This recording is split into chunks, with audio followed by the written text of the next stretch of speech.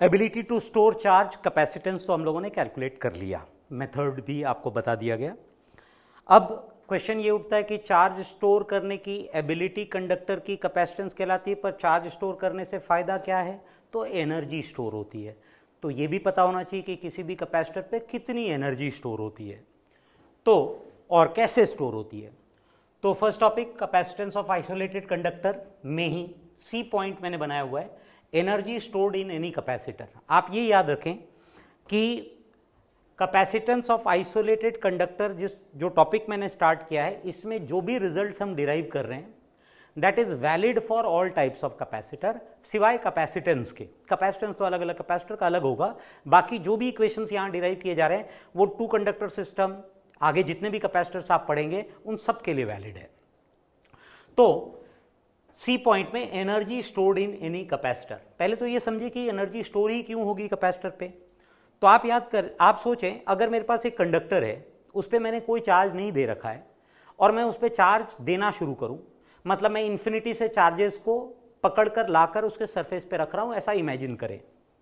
तो जैसे जैसे मैं चार्ज लाकर रखूंगा, सरफेस पे चार्ज इकट्ठा होता जाएगा, जिसके कारण इलेक्ट्रिक फील्ड प्रोड्यूस होगी। अब अगले चार्ज को लाने में मुझे वर्क करना पड़ेगा, क्योंकि वो रिपेल कर रहा होगा चार्जेस को। और एक्सटर्नल एजेंट जितना वर्क करता है कंजर्वेटिव फोर्स के अगेंस्ट, वो बार बार मैंने कहा कभी लॉस नहीं होता है, तभी उसको कंजर्वेटिव फोर्स कहते हैं। वो कंजर्व होकर रह जाता है, स्टोर होकर रह जाता है, and that particular energy is called potential energy, इस केस में इलेक्ट्रोस्टैटिक पोटेंशियल एनर्जी। तभी यहां मैंने थियोरेटिकली लिख रखा है कि to charge a capacitor external force will require to perform work, and all the work done by external force gets stored in the system as potential energy। वही potential energy यहां electrostatic potential energy है, और इस pen को उठाने में external force जितना work करता है that gets stored in the form of gravitational potential energy. बाद में इसको छोड़ोगे तो वही वर्क आप वापस काइनेटिक एनर्जी के फॉर्म में गेन कर सकते हो। ऐसे इसमें जो स्टोर होगा उसको डिस्चार्ज करोगे तो अलग अलग फॉर्मेट में कन्वर्ट कर सकते हो, जैसा कि शुरुआत में मैंने कहा, फैन के केस में, कैमरा के फ्लैश लाइट के केस में काफी जगहों पर इस्तेमाल किया जाता है। तो कितना एनर्जी स्टोर होगा उसको समझने के लिए मैंने क्या किया, एक आइसोलेटेड कंडक्टर लिया है। दिखा मैं स्फीयर रहा हूं, किसी भी शेप का कंडक्टर हो सकता है। सपोज करो initially at t is equal to 0 moment इस कंडक्टर पे कोई भी चार्ज नहीं था, चार्ज वाज 0, और जब चार्ज 0 था तो निश्चित है कि उसका पोटेंशियल भी 0 था। अब मैं इसको चार्ज कर रहा हूं, ऐसा अज्यूम करो। जनरली ऐसा नहीं होता है, हम बैटरी से या फ्रिक्शन से किसी मेथड से चार्ज करते हैं, पर समझने के लिए हम ऐसा माने कि मैं इन्फिनिटी से, मैं मतलब कोई एक्सटर्नल एजेंट इन्फिनिटी से चार्ज लाकर इसके ऊपर रखता जा रहा है, यही चार्जिंग का मेथड होता है। तो जैसे जैसे मैं चार्ज लाकर रख रहा हूं at any moment T, suppose करो इस कंडक्टर पे चार्ज का वैल्यू है स्मॉल q, और उस चार्ज के कारण इस समय इस कंडक्टर का पोटेंशियल है v, और मैं चाहता हूं कि इस कैपेसिटर को मैक्सिमम चार्ज जो दूं, यानी फुल्ली चार्ज कंडीशन में उस पे चार्ज चाहता हूं q0 हो जाए और पोटेंशियल चाहता हूं v0 हो जाए। तो आप सोच कर देखें, इस मोमेंट पर एट एनी टाइम t इस कंडक्टर पे कुछ चार्ज है, जिसकी वजह से यहां पे एक इलेक्ट्रिक फील्ड डेवलप होगा, और इस इलेक्ट्रिक फील्ड के अगेंस्ट मैं अगर अब छोटा सा चार्ज dq को लेकर आता हूं, तो इस dq पर इस फील्ड के कारण एक अपोजिट डायरेक्शन में फोर्स एक्ट करेगा, और मुझे इस फोर्स के अगेंस्ट एक्सटर्नल फोर्स लगाना पड़ेगा, यानी मुझे कुछ वर्क परफॉर्म करना पड़ेगा। कितना वर्क परफॉर्म करना पड़ेगा dq चार्ज को लाने में? तो मान लो dq चार्ज को लाने में छोटा सा वर्क जो एक्सटर्नल फोर्स ने किया, एक्सटर्नल एजेंट ने किया, वो मान लो मैं लिख सकता हूं, work done can be written as delta U. याद करो पिछले चैप्टर में कंजर्वेटिव फोर्स में एक्सटर्नल फोर्स का वर्क जो होता है वो डेल्टा यू होता है। डेल्टा यू का मतलब U final minus U initial, और U final minus U initial को लिख सकते हो Q into V final minus U V initial, यानी या तो क्यू इंटू डी करो अगर पोटेंशियल में चेंज आ रहा है। इस समय छोटे से चार्ज को लाने में पोटेंशियल में बहुत ज्यादा चेंज नहीं हो रहा है, तो पोटेंशियल को मैं उस मोमेंट के लिए कांस्टेंट मान लूं, चार्ज को मैं छोटा dq मान लेता हूं। इसका मतलब डेल्टा u को मैंने लिख दिया dq इंटू वी। ये मैंने छोटे से चार्ज को लाने में वर्क परफॉर्म किया। अगर पूरे चार्जिंग के दौरान total work done by external force निकालना है तो वो हो जाना चाहिए डी क्यू इंटू वी का इंटीग्रेशन। आप देखो, अगर मैं work done by external force calculate करूं तो डी क्यू इंटू वी, इसमें मैं एक काम कर सकता था कि v अगर थ्रू आउट कॉन्स्टेंट होता तो v को बाहर निकालूं, डी क्यू का इंटीग्रेशन q मिल जाए। लेकिन चूंकि यहां पे q और v एक दूसरे पे इंटरडिपेंडेंट है, जैसे जैसे चार्ज बढ़ेगा वैसे वैसे पोटेंशियल भी बढ़ेगा, इसलिए v cannot be treated as constant.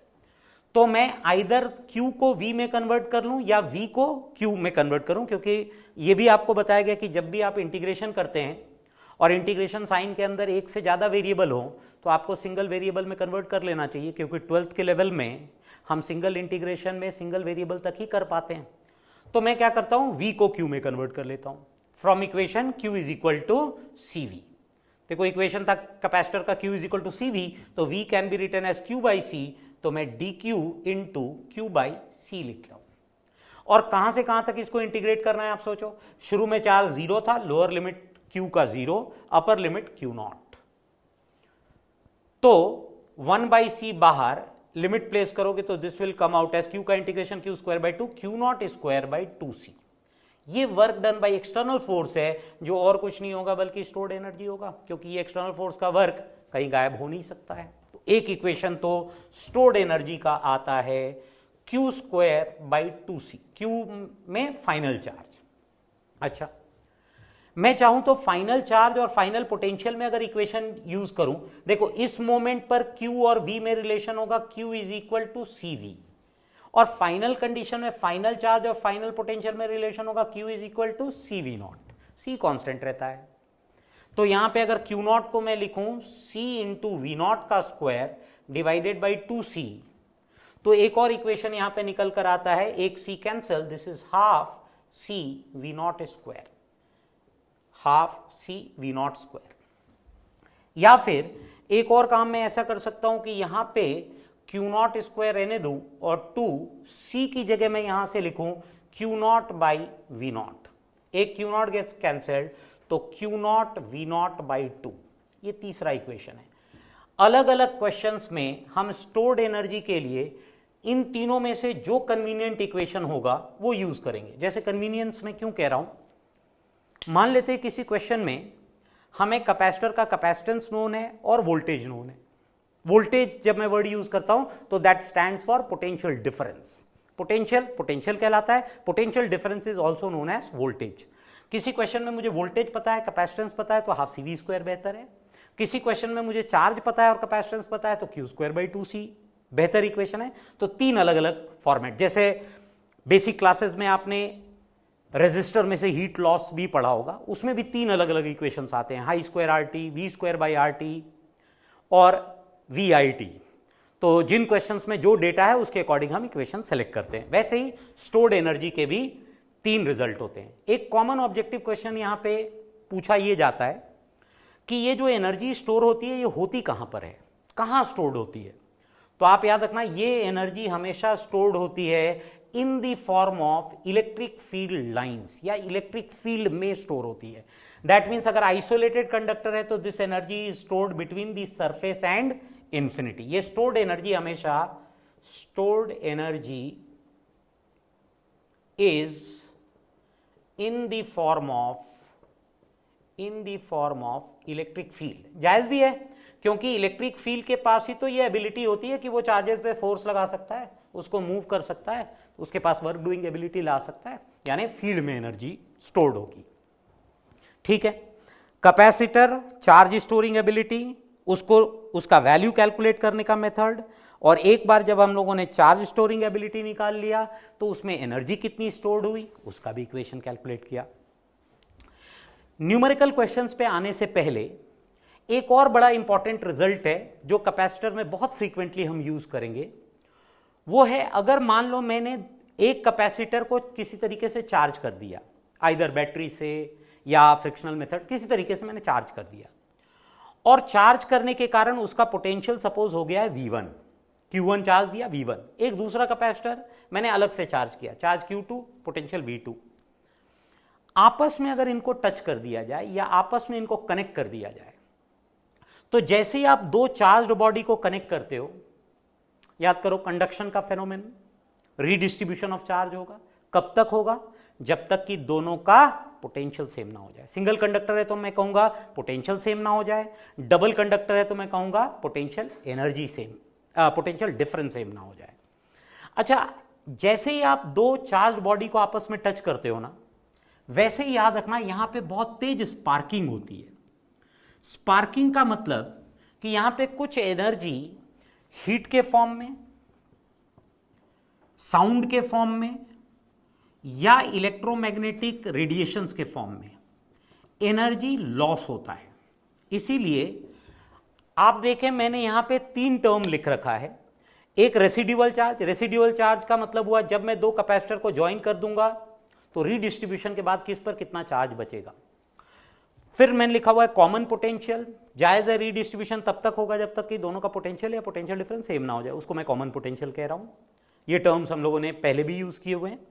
और तीसरा यहां पे ये जो एक्स्ट्रा पॉइंट है लिखा हुआ है loss in energy during redistribution, यही हीट के फॉर्म में, साउंड के फॉर्म में, स्पार्किंग, इलेक्ट्रोमैग्नेटिक रेडिएशंस के फॉर्म में। तो यहां मैंने लिख रखा है redistribution of charge on joining two charged capacitors, when two charged capacitors are connected together then redistribution of charge occurs until their final potential becomes equal। Final potential जब equal हो जाएगा तो उस पर चार्ज कितना बच गया, वो रेसिड्यूअल चार्ज है। इसको कैलकुलेट करते हैं। ये बताओ जब चार्ज का रीडिस्ट्रीब्यूशन होगा तो एक पर चार्ज कुछ कम हो जाएगा, दूसरे पे चार्ज कुछ बढ़ जाएगा, लेकिन इतना तो पक्का है ना कि टोटल चार्ज का वैल्यू जो है वो इनिशियली और फाइनली तो सेम ही रहेगा, क्योंकि चार्ज तो सिस्टम पे कंजर्व रहता है। एक पर कुछ घट गया, दूसरे पे बढ़ गया, पर टोटल चार्ज तो आइडेंटिकल ही रहा। तो Q1 plus Q2 is Q1 dash plus Q2 dash. दो वेरिएबल है मेरे पास Q1 डैश और Q2 डैश, तो दो इक्वेशन चाहिए। एक और इक्वेशन मैं कहां से निकाल सकता हूं, सोचो आप। तो मुझे पता है कि फाइनल केस में पोटेंशियल इन दोनों का इक्वल हो गया, तो V0 कैसे लिख सकते हो आप। यहां पे अगर कैपेसिटर का इक्वेशन लिखोगे तो this will be Q1 dash is equal to C1 into V0, और यहां Q2 dash is equal to C2 into V0 नहीं, जबकि इन केसेस में अगर लिखोगे तो Q1 is equal to C1 V1 और Q2 is equal to C2 V2। तो यहां से अगर देखो आप तो V0 चूंकि आइडेंटिकल है, मतलब मैं कह सकता हूं कि Q1 dash by C1 must be equal to Q2 dash by C2। ये मेरा दूसरा इक्वेशन। अगर मैं इन दोनों इक्वेशंस को रीअरेंज करूं, एक में से Q1 या Q2 डैश का वैल्यू निकालकर दूसरे में प्लेस करूं और रीअरेंज करूं, तो देखो Q1 डैश का वैल्यू मिलेगा मुझे Q1 plus Q2 divided by C1 plus C2 multiplied by C1।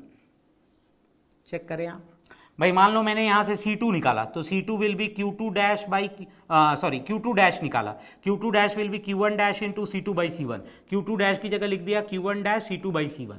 LCM लोगे और रीअरेंज करके देखो, वैल्यू आना चाहिए Q1 plus Q2 by C1 plus C2। यहां मैंने इलेक्ट्रोस्टैटिक्स में भी ये रिजल्ट डिराइव किया था, लेकिन वो स्फीयर्स के लिए डिराइव किया था। तो उस केस में रिजल्ट आया था Q1 plus Q2 divided by R1 plus R2 into R1।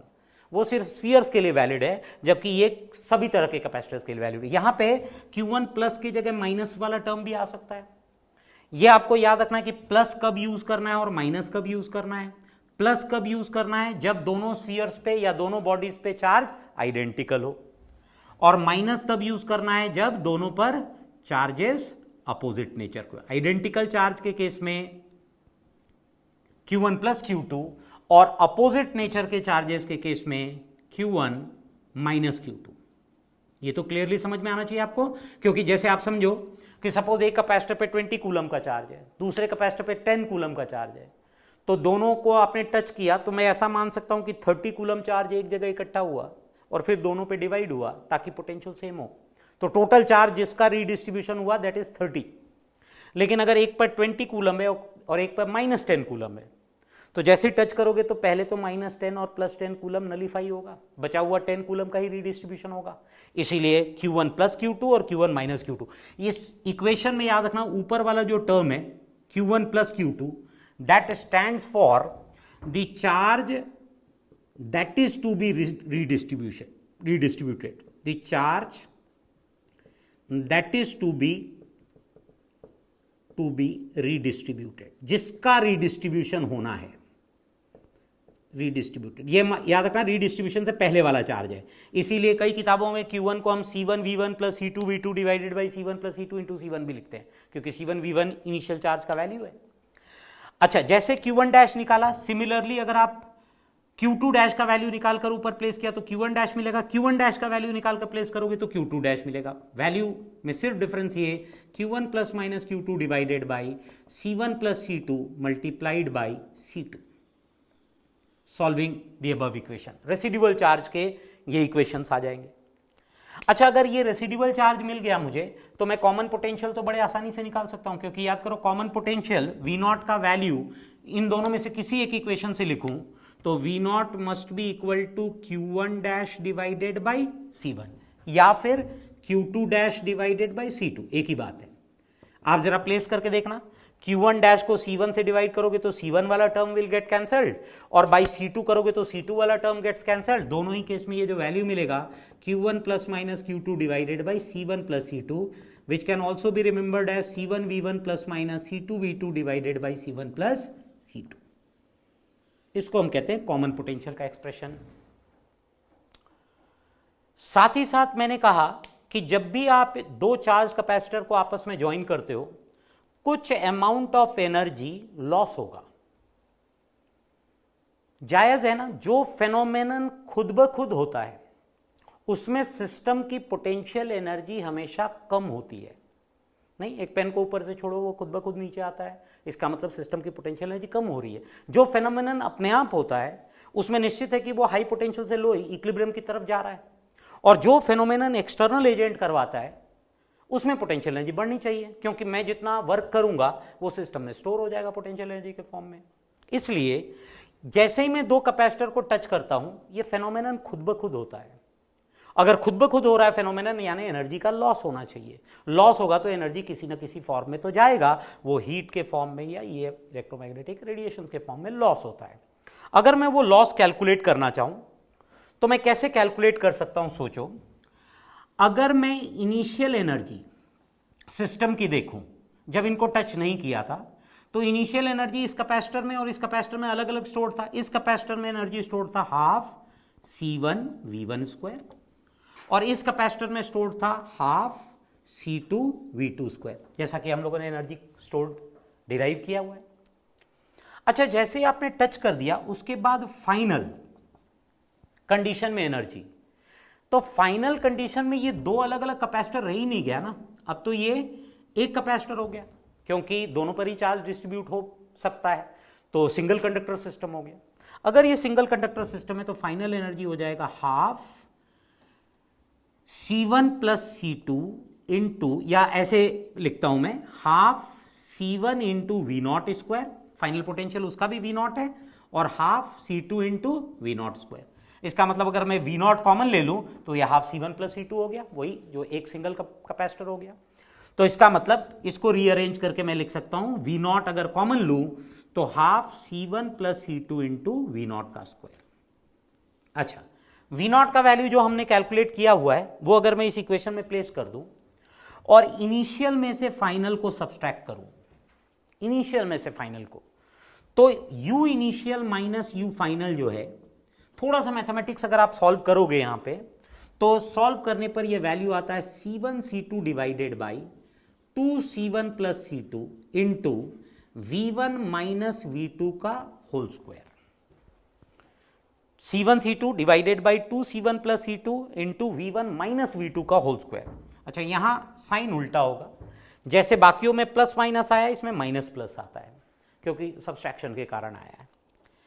मेरे ख्याल से ये जो वैल्यू मैंने कैलकुलेट किया यहां पे, ये U initial minus U final का, U initial minus U final, ये आ रहा है C1 C2 divided by 2C1 plus C2 into V1 minus या प्लस V2 का होल स्क्वायर। ये मेरे ख्याल से पॉजिटिव होगा वैल्यू। कैसे मैं कह रहा हूं पॉजिटिव होगा? कैपेसिटेंसेस तो पॉजिटिव है ही है, और ये पोटेंशियल डिफरेंस का स्क्वायर, किसी भी फंक्शन का स्क्वायर तो हमेशा पॉजिटिव होगा। अगर ये पॉजिटिव है इसका मतलब U initial is greater than U final, तो जायज है सिस्टम में पोटेंशियल एनर्जी का लॉस हुआ है, और यही U initial minus U final is the loss in energy. इसीलिए loss in energy during redistribution कभी भी पूछा जाए, उसका वैल्यू आप इस इक्वेशन से हमेशा कैलकुलेट करेंगे। यहां याद रखना मैंने माइनस और प्लस इंटरचेंज कर दिया है, क्योंकि माइनस जो आया था वो सब्सट्रैक्शन की वजह से आया था। जब इन इक्वेशंस में माइनस आएगा तो सब्सट्रैक्शन के कारण वहां प्लस आ जाएगा। मतलब अगर दोनों बॉडीज पर आइडेंटिकल चार्ज है तो लॉस इन एनर्जी का एक्सप्रेशन होगा C1 C2 by 2 C1 plus C2 into V1 minus V2 का होल स्क्वायर, और दोनों पे अनइक्वल चार्ज है तो C1 C2 by 2 C1 plus C2 into V1 plus V2 का होल स्क्वायर। ध्यान से आप पूरे डेरिवेशंस को परफॉर्म करें। इन पर बेस्ड न्यूमेरिकल क्वेश्चंस कैसे होते हैं हम अभी कुछ एग्जांपल्स लेंगे। जो इक्वेशंस हम लोगों ने डिराइव किए अभी, उन इक्वेशंस पे बेस्ड कई एक तरह के न्यूमेरिकल एग्जांपल्स मिलेंगे। कुछ केसेस यहाँ पे लिया है मैंने। जैसे एग्जांपल 1 में दो स्फीयर्स दिखाए गए और दोनों का रेडियस r और 2r दिया हुआ है, पर दोनों पे सरफेस चार्ज डेंसिटी आइडेंटिकल है, सिग्मा एंड सिग्मा, और इनको वायर से ज्वाइन कर लिया गया। पूछा गया find the value of final charge on both the spheres. Touch करने के बाद तो जैसे ही टच करोगे रीडिस्ट्रीब्यूशन का फेनोमेनन होगा, और रीडिस्ट्रीब्यूशन के फेनोमेनन के बाद जो रेसिड्यूअल चार्ज का वैल्यू हम लोगों ने कैलकुलेट किया था वो इक्वेशन मिला था। अगर मान लो इसको मैं पहला स्फीयर 1, इसको 2 नाम देता हूं, तो this will be Q1 plus minus Q2 divided by C1 plus C2 into C1। Suppose इस स्फीयर के कैपेसिटेंस को मैं C वैल्यू देता हूं, क्योंकि C will be 4 pi epsilon naught R, तो इसके कैपेसिटेंस का वैल्यू हो जाएगा 4 pi epsilon naught 2R। That means if this C1 is C, तो C2 कैन बी या C dash can be written as 2C, नहीं? अच्छा, अब आप देखना, अगर यहां पे Q1 प्लस Q2 की बात करूं तो Q1 प्लस Q2 जो होते हैं वो तो रीडिस्ट्रीब्यूशन से पहले वाले चार्ज हैं। यहां चार्ज तो नहीं दिया हुआ है, पर surface charge density is given sigma. अगर सरफेस चार्ज डेंसिटी पता है और आप चार्ज निकालना चाहो तो सरफेस चार्ज डेंसिटी को एरिया से मल्टीप्लाई करते हैं, यानी Q1 will be sigma into 4 pi R square. और वैसे Q2 जो रीडिस्ट्रीब्यूशन से पहले चार्ज इस पे था, चूंकि सिग्मा दोनों आइडेंटिकल है इसलिए plus sigma into 4 pi into 2R का square divided by C1 plus C2 को मैं लिख देता हूं C और 2C इंटू C1 मतलब C।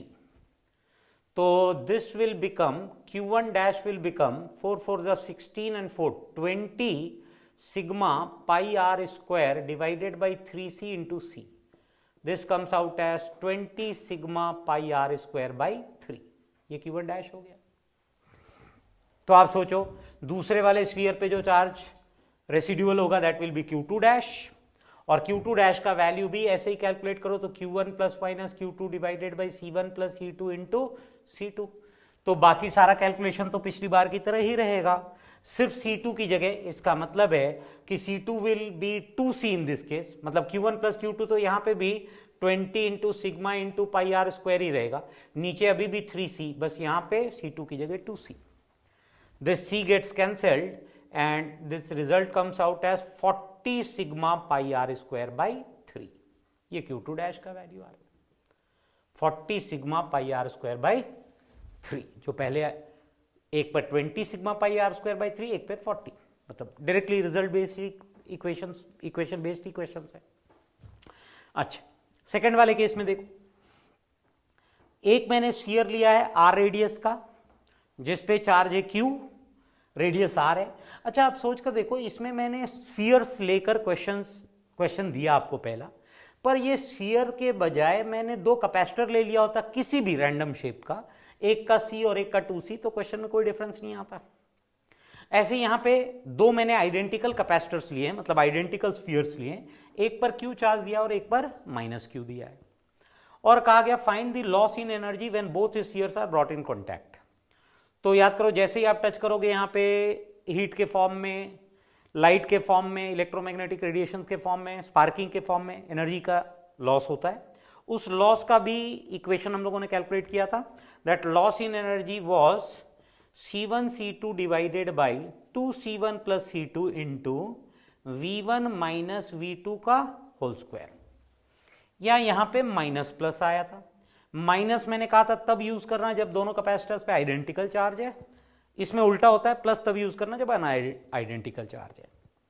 तो देखना डेल्टा यू का वैल्यू, दोनों आइडेंटिकल स्फीयर्स है, मतलब दोनों का कैपेसिटर में सेम ले लूं कैपेसिटेंस, तो C C that is C square divided by 2 into C1 C2 मतलब C C 2C into V1 मतलब potential of this sphere that is V, और इसका पोटेंशियल अगर लोगे चूंकि उतना ही नेगेटिव चार्ज है और सेम कैपेसिटेंस का है, तो this can be written as minus V, है ना। तो यानी माइनस माइनस यहां पे प्लस V का होल स्क्वायर, अपोजिट नेचर का है तो डायरेक्ट भी आप सोच सकते हो। समझ गए क्या किया? V1 का पोटेंशियल मैंने V लिया, और अगर मैं माइनस यूज करूं तो V2 का potential minus V, minus minus plus, या डायरेक्टली मैंने कहा अपोजिट नेचर के चार्जेस हों तो बीच में प्लस लेते हैं, कैसे भी आप याद कर सकते हो। तो स्क्वायर, ये सॉल्व करोगे, एक C cancel, this comes out as C divided by 4 into 2V का स्क्वायर यानी 4V स्क्वायर, यहां से 4 गेट्स कैंसिल, तो एनर्जी लॉस्ट आ रहा है CV स्क्वायर। जायज भी है। आप सोचकर देखो, जब इनको टच नहीं किया था तो इस कैपेसिटर में स्टोर्ड एनर्जी का वैल्यू था हाफ CV स्क्वायर, इस कैपेसिटर में stored value half CV square, इसमें stored value half CV square. बाद में जैसे ही आप टच करोगे, इक्वल एंड अपोजिट चार्ज है तो क्यू क्यू तो कैंसिल हो जाएगा, यानी फाइनल स्टोर्ड एनर्जी इज 0। तो फिर सारा का सारा इनिशियल एनर्जी कहां गया? तो हाफ CV स्क्वायर इसका, हाफ CV स्क्वायर इसका, टोटल CV स्क्वायर हीट के फॉर्म में, इलेक्ट्रोमैग्नेटिक रेडिएशन के फॉर्म में लॉस हो गया, तभी लॉस इन एनर्जी आ रहा है CV स्क्वायर। इक्वेशन बेस्ड ही है फिर ये। अच्छा, डायरेक्ट डायग्राम के फॉर्म में क्वेश्चन देने के बजाय इसी क्वेश्चन को थोड़ा मोल्ड कर लैंग्वेज के फॉर्म में भी दे देते हैं। तो अगर लैंग्वेज के फॉर्म में भी क्वेश्चन हो तो भी कोई प्रॉब्लम नहीं है। जैसे देखो एग्जांपल 3 में मैंने लिया हुआ है, capacitor of 2 microfarad is charge to a potential of 100 volt, another capacitor of 1 microfarad is charge to a potential of -200 volt, अलग अलग चार्ज किया गया। Find the final charge and potential of both capacitors once they are connected together. इन सभी cases में अगर question में mention नहीं भी है तो भी आप ये मानेंगे कि चार्ज सोर्स जो है, चार्जिंग सोर्स जो है, उसको रिमूव करने के बाद आपस में ज्वाइन किया गया। तो सपोज करो मेरे पास एक कैपेसिटर है, दिस इज 2 माइक्रोफैरेड कैपेसिटर, इसको मैंने 100 वोल्ट तक चार्ज किया, दिस इज C1, V1 मेरा 100 वोल्ट है। एक दूसरा कैपेसिटर है जिसका कैपेसिटेंस है C2 दैट इज 1 माइक्रोफैरेड, और मैंने इसको चार्ज किया -200 वोल्ट तक। बाद में इनको आपस में ज्वाइन कर दिया। तो ज्वाइन करने के बाद उन्होंने पूछा है कि फाइनल चार्ज बताओ। ठीक है, पहले वाले कैपेसिटर पे जो चार्ज बचेगा Q1 dash, that will be again Q1 plus minus Q2 divided by C1 plus C2 into C1। सोचो जिसका रिडिस्ट्रीब्यूशन होना है, इस पर अगर चार्ज निकालूं मैं इनिशियली तो C1 V1 this will B 200 microcoulomb, इस पर मैं इनिशियल चार्ज निकालूं Q2 this will B C2 V2 that will be -200 coulomb. याद रखना इस पर 200 कूलम, इस पे -200 कूलम, यानी ये तो इक्वल एंड अपोजिट चार्ज वाला केस हो गया। तो इसका मतलब Q1 डैश का वैल्यू, इसमें चूंकि अपोजिट नेचर के चार्ज हैं तो Q1 minus Q2 divided by C1 plus C2 multiplied by C1। अगर माइनस साइन आपने यूज कर लिया तो दिस बिकम्स 0। Q1 डैश अगर 0 हो गया तो आप सोचो Q2 डैश भी 0 ही होगा, जायज है, क्योंकि दोनों पर इक्वल एंड अपोजिट चार्ज है। आप टच करोगे तो वो नलीफाई करेगा एक दूसरे को, और final charge Q1 minus Q2 will become 0, Q2 dash भी 0। तो कॉमन पोटेंशियल का वैल्यू, कॉमन पोटेंशियल का भी value Q1 plus minus Q2 में से माइनस वाला ही लेना पड़ेगा divided by C1 plus C2, and Q1 and Q2 are both same value, एक 200 और एक -200, ये माइनस तो तभी प्लेस किया तो दिस ऑल्सो बिकम्स, यानी फाइनल केस में दोनों ही कैपेसिटर डिस्चार्ज होकर 0 चार्ज गेन करेगा, तो फाइनल पोटेंशियल भी 0, फाइनल चार्ज भी 0, फाइनल स्टोर्ड एनर्जी भी 0, पिछला वाला ही केस है न्यूमेरिकल वैल्यू में।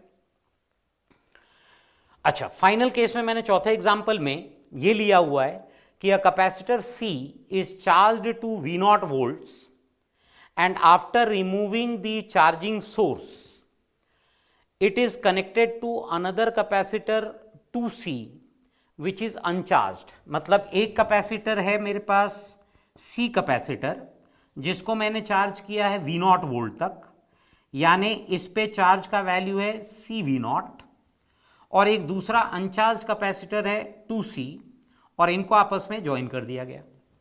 पूछा गया find the fraction of energy that is lost. जैसे ज्वाइन करोगे तो आप याद करो फ्रैक्शन कैसे निकाला जाता है या परसेंटेज कैसे निकाला जाता है। मान लो फ्रैक्शन ऑफ एनर्जी लॉस इससे डेल्टा यू, और ओरिजिनल एनर्जी सपोज था सिस्टम में जब टच नहीं किया था तो दैट इज यू नॉट। तो फ्रैक्शन कैसे निकाला जाता है, तो fraction of energy loss will be delta U divided by you not. इसको परसेंटेज में कन्वर्ट करना हो तो इंटू 100, जितना लॉस हुआ डिवाइडेड बाय ओरिजिनल। और लॉस का इक्वेशन तो आपने याद किया ही हुआ है, लॉस का इक्वेशन होता है C1 C2 divided by 2C1 plus C2 into V1 minus V2 का होल स्क्वायर। इतना एनर्जी लॉस ड्यूरिंग रीडिस्ट्रीब्यूशन। और ओरिजिनल कितना हो जाएगा देखना, तो ओरिजिनल केवल एक ही कैपेसिटर पे एनर्जी स्टोर्ड था, this was half into C1 into V0 का स्क्वायर या ओरिजिनल पोटेंशियल डिफरेंस का स्क्वायर। यहां से अगर सॉल्व करूं मैं तो मेरे ख्याल से ये V1 की जगह भी V0 ही है और V2 की जगह तो 0 है क्योंकि दूसरा कैपेसिटर तो अनचार्ज था। तो मेरे ख्याल से हाफ C1 वाला term and V0 square gets cancelled. तो वैल्यू जो बचना चाहिए फ्रैक्शन का that is C2 divided by C1 plus C2। C2 is 2C divided by 2C plus C that is 3C। यानी जो फ्रैक्शन ऑफ एनर्जी जो loss हुआ that is 2/3। Percentage में कन्वर्ट करना हो तो मल्टीप्लाइड बाई 100। मतलब इक्वेशन बेस्ड ही यहां पे लॉस इन एनर्जी के और रिडिस्ट्रीब्यूशन के कई तरह के क्वेश्चंस मिलते हैं।